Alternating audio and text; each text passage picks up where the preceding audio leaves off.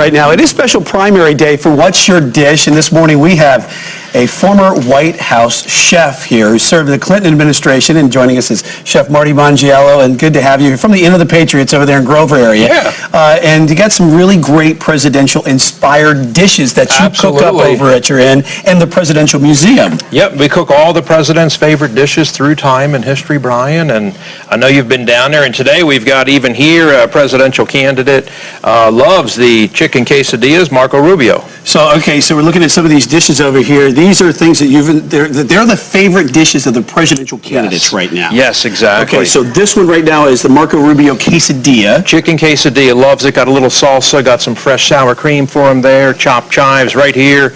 Of course, Hillary Clinton cooked for her for many years. I was also a butler to her. In her and you were house. the executive chef at the Camp David. At the resort. So you saw a lot of things happening there. And this mango This is a mango vinaigrette, and I've got from Uptown Olive just a little bit of vinegar here and a touch of oil.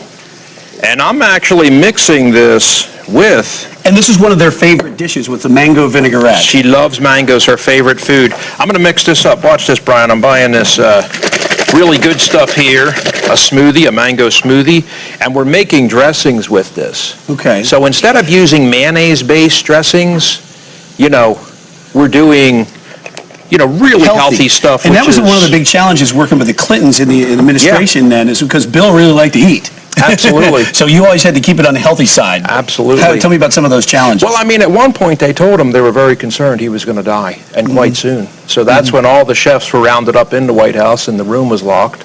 And we were told, if you wear a white coat and you want to contribute to the killing of the President of the United States, we might not want to have you around. What do you think? And we had the executive chef of the White House checked out and resigned immediately. Wow, so, interesting. Yeah. I was excited to learn this new healthy cuisine. I bet you just have some fascinating stories about the White House. And one of the things I love about going over the Inn of the Patriots and the Presidential Museum is when you stay there and go there, you hear all these wonderful stories. It has some of these great artifacts, cultural experience that you have from your experiences when you worked at the White House under the Clinton administration. Doing the state dinners inside the White House, everything. So also right here for Bernie, a lot of people's favorite, Bernie, we've got, you know, he's very self-professed with People magazine. He loves a pork chop.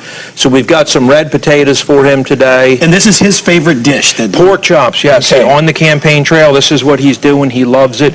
Did it on a little skillet with some red Bliss potatoes. Big, extra thick cut pork chop for him, and made him a nice little tomato bisque. So we can just put a little on there for him. Looking tasty. Yeah. Now, the other one over here, I know this is not something you really cook up because it says California Pizza Kitchen. Yeah. That's not something that a chef like you is going to be cooking up. Yeah. You know, I might like it on a Friday night, but whose favorite is this? This is Ted Cruz. Very self-professed, loves California Pizza Kitchen. So, you know, as a chef, you can't be bent out of shape and throwing stuff up against the walls and mumbling under your breath. I did make him a nice pizza, but I've also got his favorite. You got to give him what they love, and we just don't have room in the White House for people with attitudes. Okay. Yeah.